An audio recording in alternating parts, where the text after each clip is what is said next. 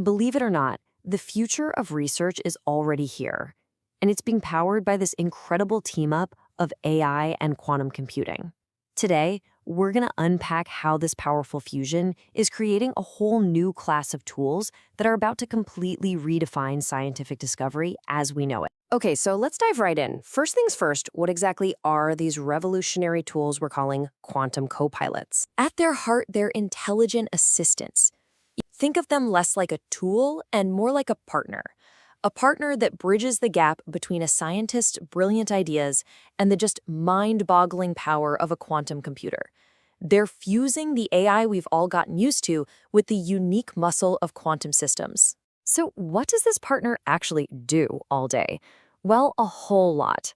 A researcher can literally just ask the copilot to whip up some quantum code or help them find a bug that's been driving them crazy. It can help design ridiculously complex quantum circuits, tune algorithms so they run perfectly, and even chew through raw data and spit out a summary of the key findings. It really is a hands-on collaboration. And look, this isn't just some far-off theory. These tools are being built and rolled out as we speak. So let's take a look at who's actually making this happen.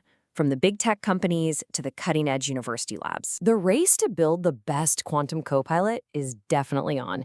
And as you'd probably expect, the usual suspects are leading the charge.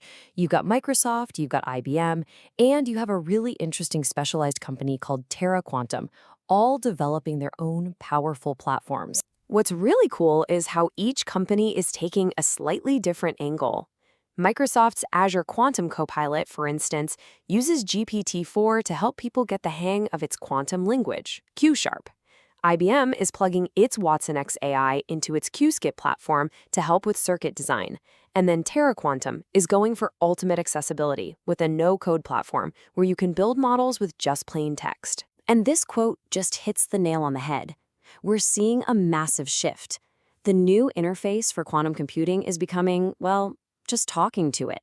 Instead of needing to be a programming genius from day one, a chemist or material scientist can just describe what they want to do in plain English. It's a game changer. But this revolution isn't just happening in corporate R&D. Oh no, the academic world is pushing the boundaries even further, asking what happens when these copilots get to be a little more autonomous. And this is where things get really wild. You've got projects like Automia, which is designed to walk a researcher through an entire complex simulation, step by step. Then there's QCopilot, which actually uses a team of AI agents to design and debug quantum sensors. And the big one, the conceptual framework of quantum agents, that's imagining a future of truly autonomous systems that could run entire research projects by themselves. Okay, so we have these incredible tools. But what does that actually mean for the day-to-day work of science and research? This is the crucial part. This is where you see just how much of a game changer this is. I mean, just look at the difference here.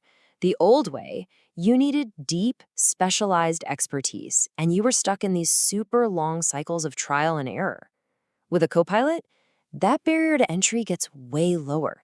You can iterate incredibly fast, and suddenly your classical computers and your quantum hardware can all work together seamlessly. It all really boils down to three huge benefits.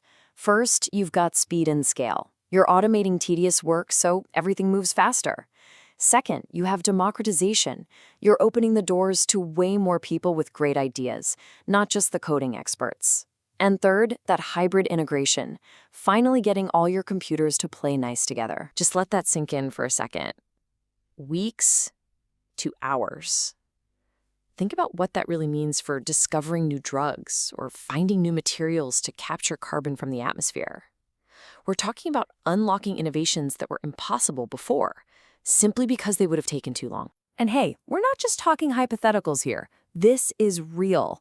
The QCpilot research platform got a jaw-dropping 100 times speed up in a real-world atomic cooling experiment. It even figured out on its own when the experiment settings were off. That's not just theory, that's a concrete, game-changing result.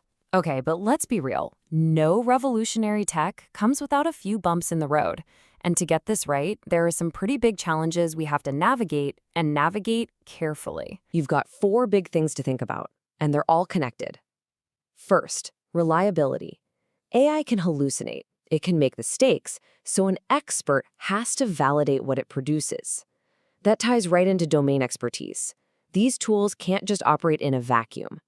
Then there's data scarcity. Good AIs need good data to learn from, and high-quality quantum data is still pretty rare.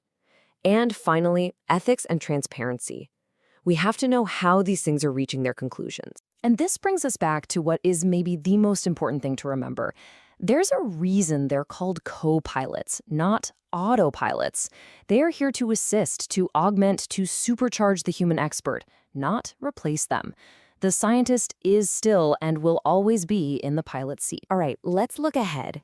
What does the roadmap for this tech look like? Because the timeline for these co-pilots breaking out of the lab and into the real world is, well, it's surprisingly fast. Things are going to move quickly. Over just the next couple of years, we'll see the tools from Microsoft and IBM become common, while Terra's no-code platform gets tested more widely. And at the exact same time, those more autonomous academic projects like Atomia will be getting their first trials. It's an incredibly fast track from the assistants we have today to the powerful agents of tomorrow. So when you boil it all down, what's the big picture?